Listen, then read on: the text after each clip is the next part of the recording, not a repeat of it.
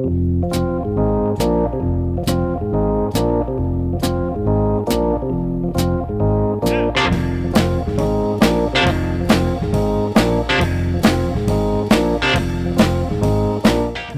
to the Two Blokes Chatting radio show on 94.7 The Pulse. Music, interviews, news, and, well, Two Blokes Chatting. Now, here are the Two Blokes. That's a band called Skyhooks. They did a bit of work back in the 1970s and were still going a while afterwards, with even as far recently as Jukebox in Siberia in the 90s hit the charts pretty heavily. One of the five gentlemen who was involved in the production of that piece of music was a chap called Bob Starkie, at that stage better known by his stage name of Bongo. He joins us on the phone. Good morning to you, Bob. Morning, mate. You've got Neil here. The other voice you've already spoken with is Rob. Thanks for joining us on the Two Blokes Chatting radio show. Hi, Neil. How are you? Doing very well, thanks, mate. All the better for having you on board. I guess the obvious question is, where did it all start? Where did you first learn to play a guitar? When did I first learn? I guess I was, 14 or 15. My brother bought me a guitar for Christmas. It was just one of those acoustic things. I was originally playing drums. I was like the school drummer. Back in those days in the 60s, we used to have assembly on a Monday, and I was the drummer, drumming everyone in. But I had this awful drum, this Kenora. It didn't have a damper on it, and it had this shocking ring, so I'd be sort of smashing the hell out of this thing around the house. And of course, my brother got sick of that, and anyhow, he bought me this guitar, and that's where it started. And I started, learning chords, I was playing Peter, Paul and Mary songs or whatever. And, that's where it started. But my brother, he was guitarist. He was actually one of the original guitarists at Skyhooks. He was in the band before I joined. But he was the main influence in me playing electric guitar. Because he actually played in a band with Joe Camilleri while he was at school and at university, a band called King Bees. Mm-hmm. And they played all that sort of Rolling Stones and that soul, very Rolling Stones sort of band. They played a bit of soul as well. But, so he was my major influence, and he's 4 years older than me. And so as time progressed, I sort of bought myself an electric guitar, and then I bought an amplifier and started sort of, playing in with mates at school and what have you. That's how I got started. But it was always a hobby for me, even right up to when I joined Skyhooks. I mean, it was, I had no intention of being a professional musician. And, it was sort of, it just sort of came about. I was actually going to tech, studying. I was doing like commerce and law and whatever. And, I was in third year, and Skyhooks ended up having a hit record. And so I just didn't go back one day. But took a left turn and, played all through my 20s. I played in a rock and roll band. Now, we do need to discount the rumour going around that your older brother's name was Richard and he changed his name to Ringo Starr. That's a different Starkie line, isn't it?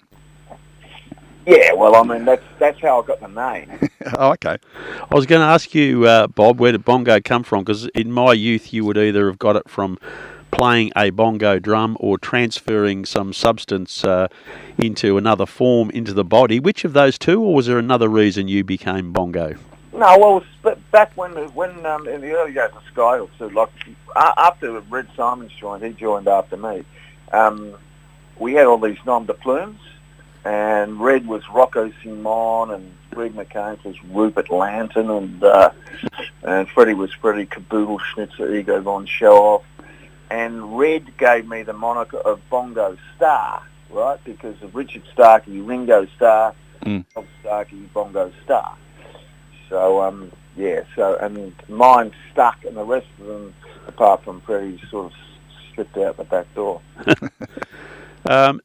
It looked like you were having fun. We watched you on Countdown and other sources, even listening to the music. It sounds like it was just a lot of fun to create it.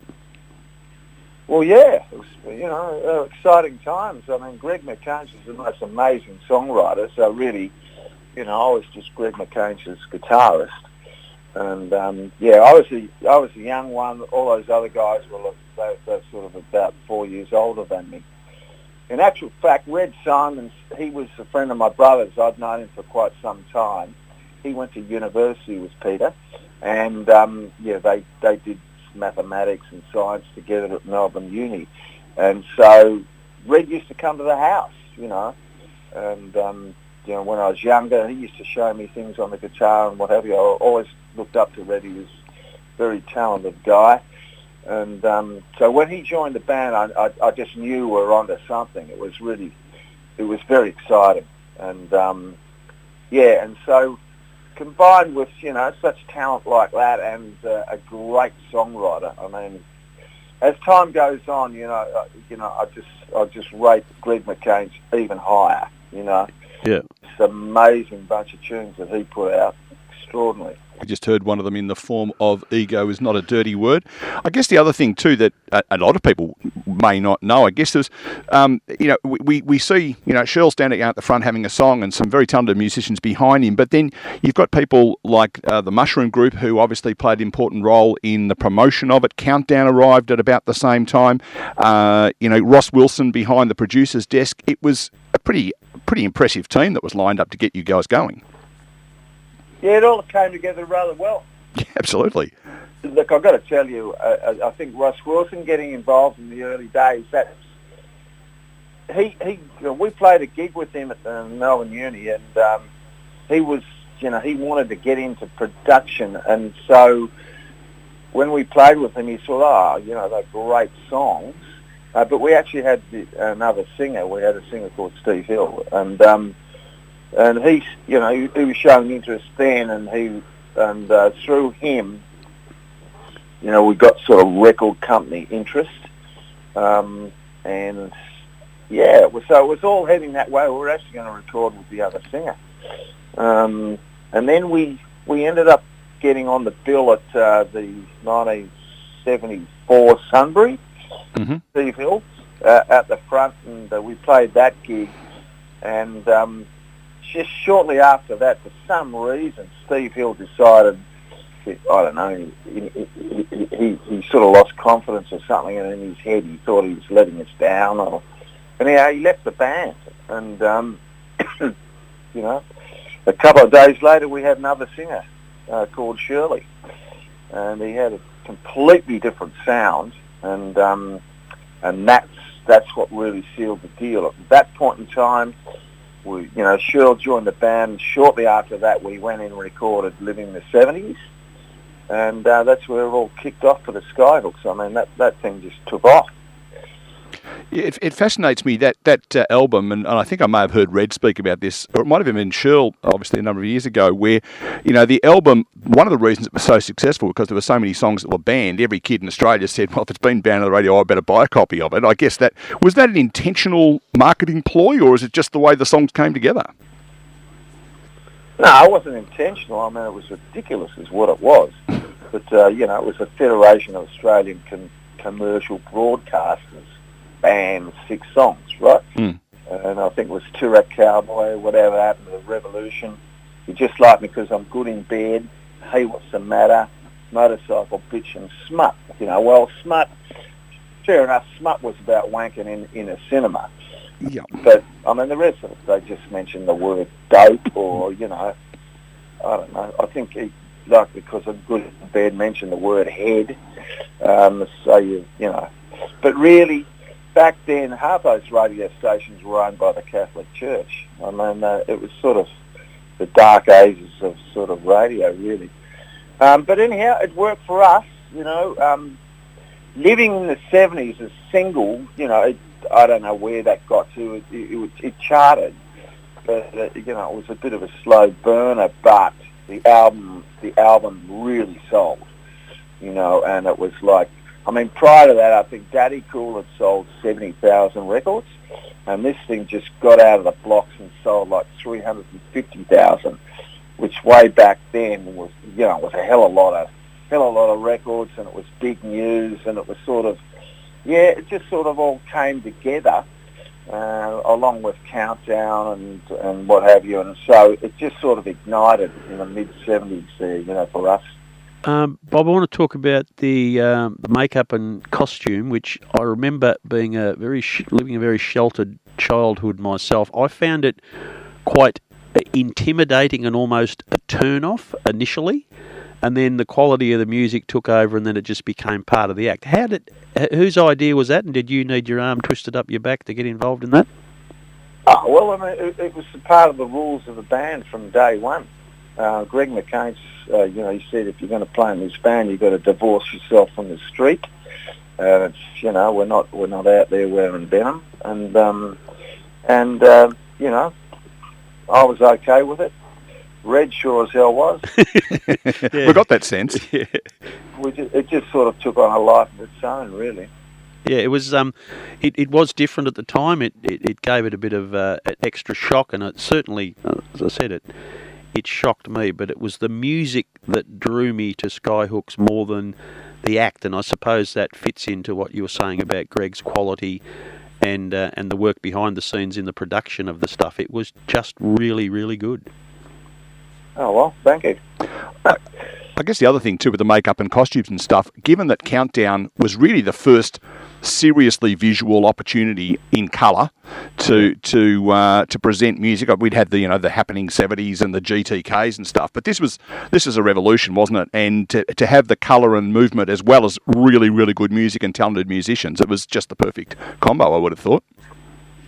Oh, well, it just look, as I say, it just took on a life of its own, I mean, it's that sort of, Bowie was doing stuff, T-Rex was doing stuff, it's sort of like it was all a part of the times. Gary, the original idea, I think, was Greg McCain went to a Gary Glitter show here in Melbourne, and he was really impressed, with that presentation, But anyhow, he certainly got a lot more than he bargained for. Yeah, very much so. Now, Bob, we're talking to you because the show goes on, and the Bob Bongo Starkie music show continues on. You're still playing and enjoying what you're doing, gathered new friends around you, but the same soul that was produced in Skyhooks in the 70s is your aim, I presume? Oh, yeah. Well, it's, I've got a band playing nothing but Skyhooks, so it's a Skyhooks show, right? And I've got a girl up front, and it's just a great band. It's sort of it's built up over the last 10 years actually, and so we've got Look, the thing about playing in a band is, like if you've got a band that's got chemistry, it just takes it to another level, and that's what we've got with this particular outfit. We've sort of worked it in. We play like a band, and we play the Skyhooks songs really well. It sounds really good, and we have a lot of fun doing it. So that's the only reason we're doing it, or I'm doing it, that's for sure. But yeah, it's a great show, and I hope you come along and see it. But it's just keeping the songs of Skyhooks alive, and also it's it's my heritage. Like I played all those songs. It's my guitar sound, and it's sort of, it's the Skyhook sound, and it just keeps my fingers going. I mean, it's coming up next year, it's 50 years since, since living in the 70s. So it's actually quite some time. So I'm just having fun with it while I can, really. We're going to be playing here in Geelong. Geelong's my hometown now, and I'm bringing it to Geelong, and we're going to be playing, in town, and on Saturday 23rd, the Wool Exchange. Yep.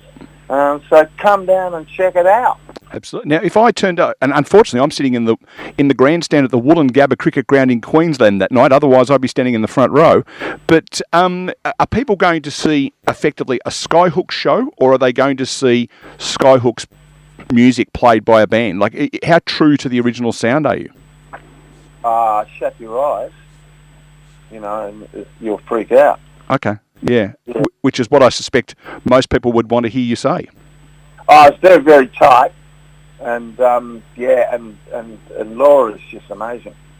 Yeah. And, no, it's pretty high energy, and yeah, certain songs you shut your eyes, it's scary.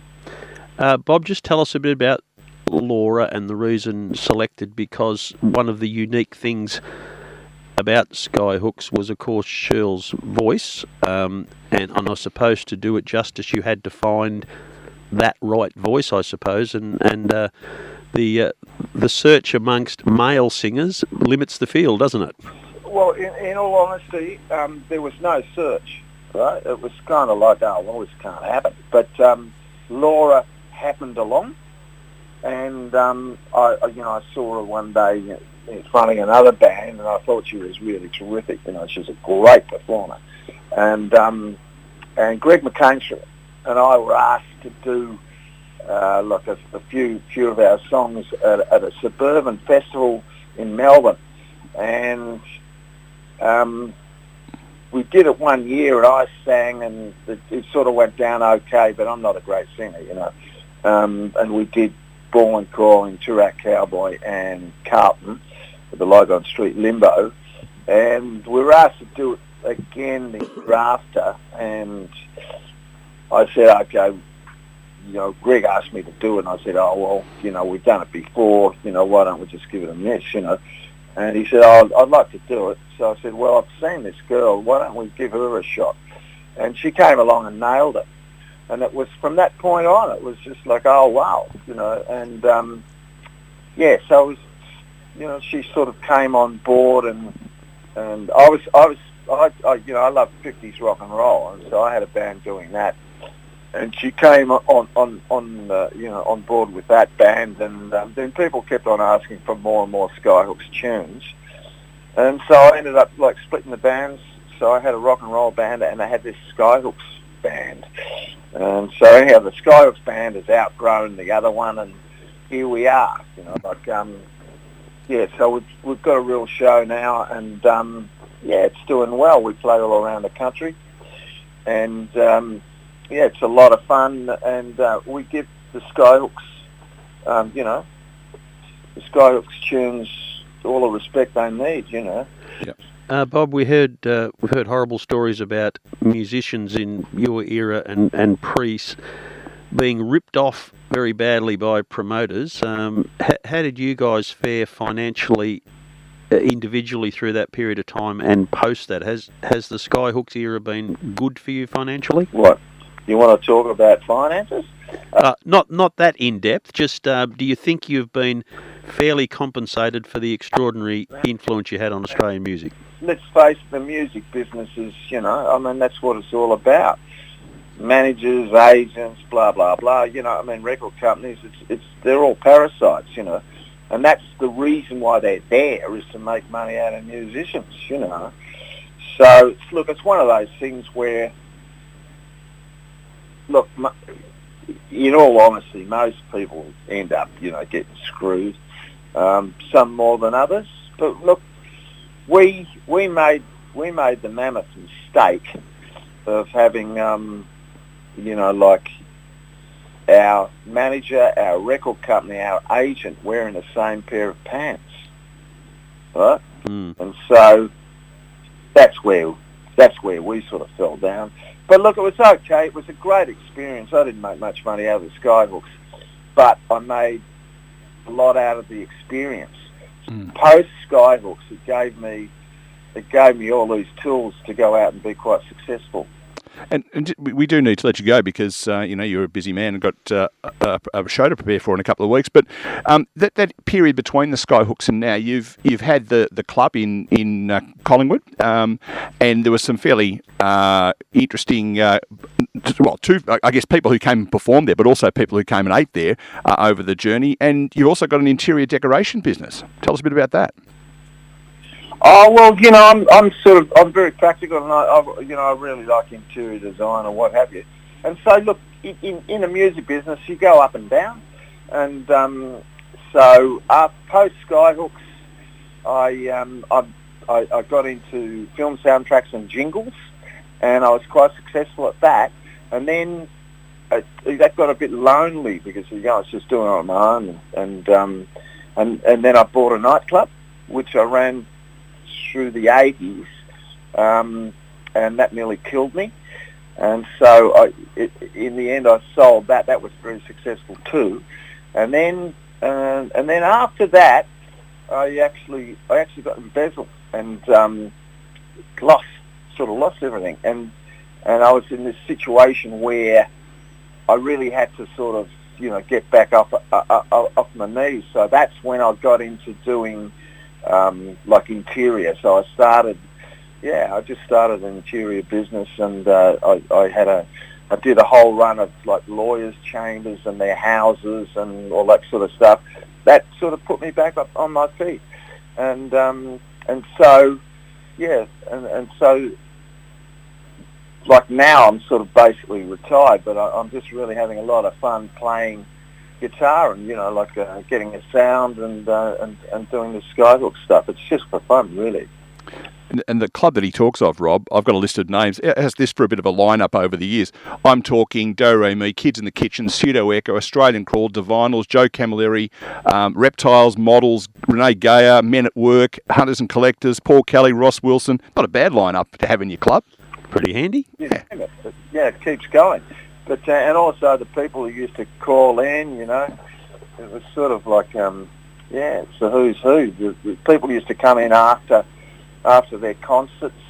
I met some amazing people, I've got to tell you. Well, it says here Neil Young, Tom Petty, Nick Lowe, Stevie Ray Vaughan, Michael Hutchins, Stevie Nicks, Mick Fleetwood, Eric Clapton, Eric Burden. Wasn't familiar with the top 40 hit by a bloke called Barry Humphries, but he dropped in as well. Oh, yeah, he used to fancy my staff. And try and pick up all the girls. Well, let's focus our attention back on the big night that's happening at the Wool Exchange. That's happening next Saturday week, so 2 weeks today. Does that sound right? Yes. Sounds right. It's the 23rd. Yep. At the Wool Exchange. I'd love to see you come along. Well, a few folk who may not know where the Wool Exchange is, it's in Corio Street in Geelong, up near the station, that end of town somewhere, isn't it? You can get tickets at www.woolexchange.oztix.com.au, and it should be an absolute hoot. If you love your Skyhooks music, and who doesn't, you want to get along and meet one of the originals presenting it. There's another bloke whose name popped up on the list there too, Bob, that seems to every second person we speak to in the music industry seems to be engaging his services. Michael Cristiano, he goes all right. He sure does. He's my right-hand man. He plays all Red Simon's parts just immaculately. No, look, it's a great band. We have a lot of fun. And if you like Skyhooks, come along. And the costumes are all on as well? Yeah, we frock up. Yeah, excellent. Frock up. Yeah, Rob may do the same thing if he comes along. He's got a lovely evening gown he wears to events like that. Yeah, love the fishnets, Bob. Love them. Oh, yeah, that's always good. Bob, thank you very much for your time. It is a joy to know that you have you've done well out of the industry, albeit maybe in some different modes, but you created the persona, as you said, and you got life skills, and you've turned them into good stuff and still doing it, because the reality is, whether you're doing what you're doing for a quid, that you are giving great joy to other people who have got fantastic memories of the 70s, and we're still, young enough to remember them, I suppose, is a good thing, and appreciate what you're doing for we patrons.